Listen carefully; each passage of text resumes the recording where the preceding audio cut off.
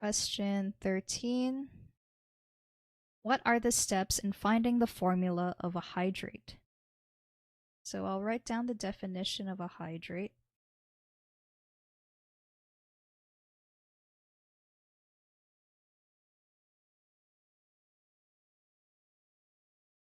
So a hydrate contains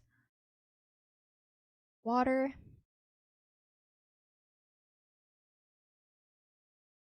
with a definite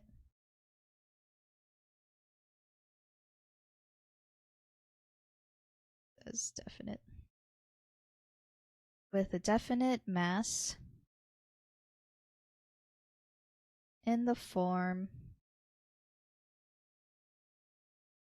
of H2O. So I'm going to write down an example question just so that we can answer all the steps step by step. So let's say we had a sample 210.4 grams of hydrate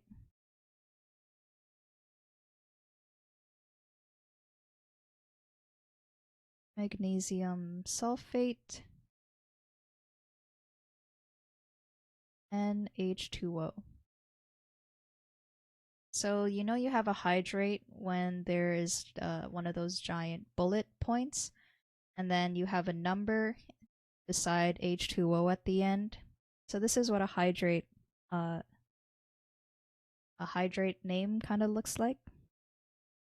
So let's say we had to solve now for the N value. So we have the mass of a hydrate, and now this was heated up.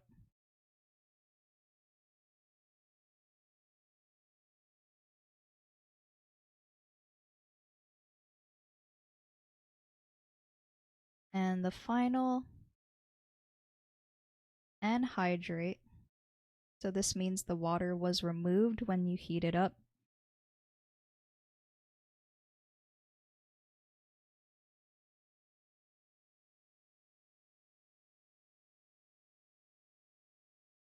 is 120.4 grams.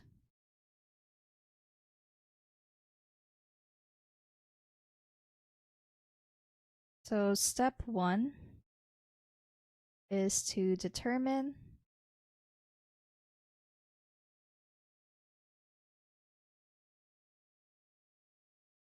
how much H2O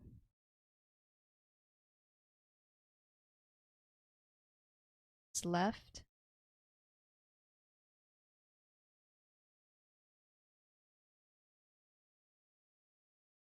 well, how much of it was removed, I guess.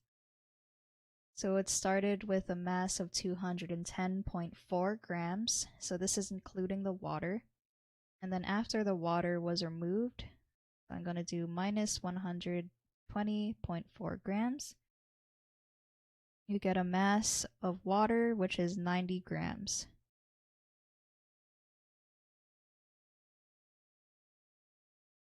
So step 2 is to convert mass to number of moles.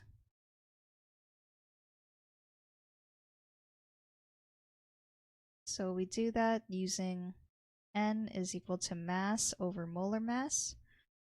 So we found the mass of water to be 90 grams, and the molar mass of water is 18.02 grams per mole.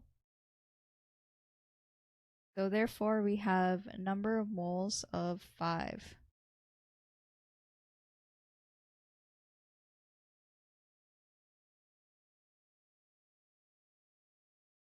So step 3 is to convert leftover anhydrite to moles as well.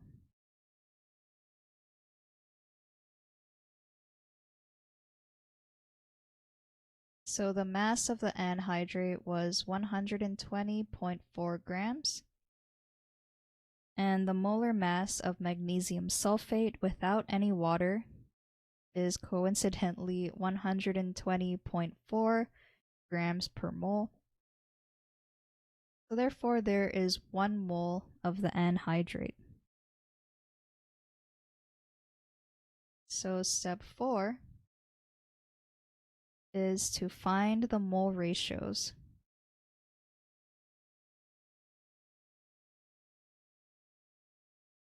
of H2O to the anhydrite. So in our case, it is a ratio of 5 to 1. And then the last step is just to write the formula down.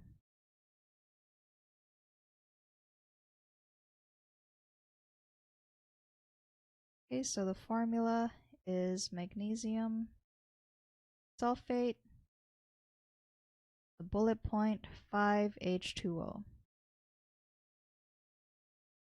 Okay, so the junior tutor said, determine the mass of water that has left the compound, which allows us to determine the mass of water that was in the hydrate and the mass of the anhydrite. We do this by subtracting the mass of the anhydrite from the mass of the hydrate. This equals the mass of water. Step 2, convert the mass of water to moles. Divide by the molar mass. Remember that the units for molar mass are grams per mole. When we divide in mass by molar mass, grams will cancel out and we'll be left with moles. Step 3, convert the mass of the anhydrite that is left over to moles. Again, so it's mass divided by molar mass. 4, find the water to anhydrite mole ratio. Generally, you will have more water than anhydrite, so divide the moles of water by the moles of anhydrite. This gives you your mole ratio. If you get a value that is close to a whole integer, then you generally just have to round to the nearest whole number. If your mole number has a decimal that is close to 0.33 or 0.5 or 0.66, you need to find the lowest common multiple of that number that is a whole number and apply it to the entire formula. Step 5, use the mole ratio to write the formula. Yep, so the solution is correct.